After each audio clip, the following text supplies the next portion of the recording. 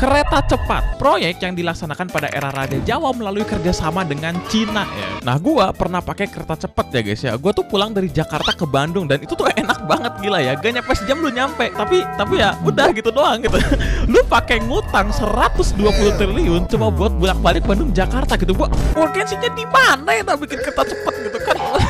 Bandung Jakarta kita bisa pakai mobil, pakai kereta biasa, pakai bus. Buat apa bikin transportasi lagi gitu kan? Ujung-ujungnya rugi terus. Emang udah gak aneh gue dengar BUMN rugi terus gitu. Walaupun KCIC ini sebenarnya rasanya campuran ya guys ya, half BUMN dan half Chinese gitu. Tapi karena darah BUMN mengalir begitu kuat di KCIC ini ya guys ya pasti hobinya rugi. Karena yang namanya untung buat BUMN itu blunder ya guys ya, gak boleh untung gitu kan. Gak ada BUMN yang untung. Pertamina rugi, PLN rugi gitu kan. Ya udah KCIC rugi juga tuh. Ngutang 120 triliun gitu kan, ngapain gitu. Padahal dana 120 triliun bisa dipakai untuk pemerataan akses internet, renovasi sekolah dan lain-lain yang meningkatkan kesejahteraan masyarakat. Tapi apa itu gak penting gitu kan? Lebih penting gengsi. Wah, Singapura, Malaysia bikin proyek kereta cepat, Indonesia juga harus punya. Tapi kan Pak, kita gak punya uang Pak. Lah, kan kita bisa ngutang.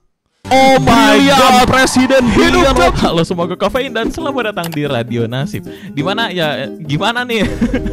Siapa yang mau bayar utang kereta cepat anjir ya? Jangan sampai ke IKN ya. Gue gak mau anjir, ngomongnya gak bakal jadi beban APBN, ujung-ujungnya dicebokin APBN. Gue gak mau ini KCIC ikutan minta dicebokin anjir. Gak mau gue. Biar apa cok? Ya suruh cebok sendirilah anjir. Gak sudi gue kalau bayar pakai APBN. Nah untungnya Pak Purbaya gak mau ikut-ikutan. Apa-apaan gitu kan, utang-utang lu kok jadi negara yang nanggung gitu. Terlebih juga karena ini perjanjiannya tuh bisnis to bisnis, gak ada jaminan pemerintah. Yang harus tanggung jawab ya BUMN lah gitu kan, Danantara. Nah karena ini ribut lah orang-orang di medsos gitu kan, mayoritas pada nyalahin Raja Jawa sama Duhut gitu. Disuruh bayarin utangnya tuh mereka berdua tuh. Tapi ya karena kita gak mampu bayar utangnya, ya udah kita negosiasi lagi tuh sama Cina, restrukturisasi lagi lah utangnya gitu. Yang awalnya tenor 40 tahun menjadi 60 tahun biar bayarannya lebih murah tuh kan. Misalnya jadi 2 triliun per tahun gitu. Cuma apa bedanya kalau gini. Koreksi gua kalau salah gitu kan. Gini loh, pendapatan KCIC di tahun 2024 itu tuh 1,5 triliun. Ini masih omset ya, belum dikurangi biaya operasional dan lain-lain. Dan kalau udah dikurangi biaya operasional, tete bengek segala macam, itu hasilnya malah minus ya. Gimana caranya kita bayar utang kalau profit aja kagak? Masalahnya masih sama gitu.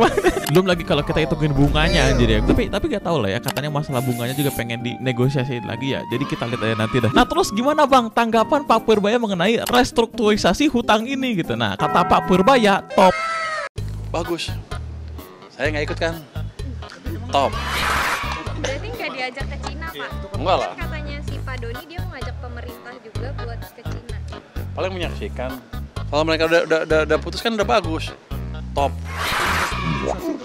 Ini orang kelihatan banget aura gak mau ikut-ikutannya anjir. bagus ya.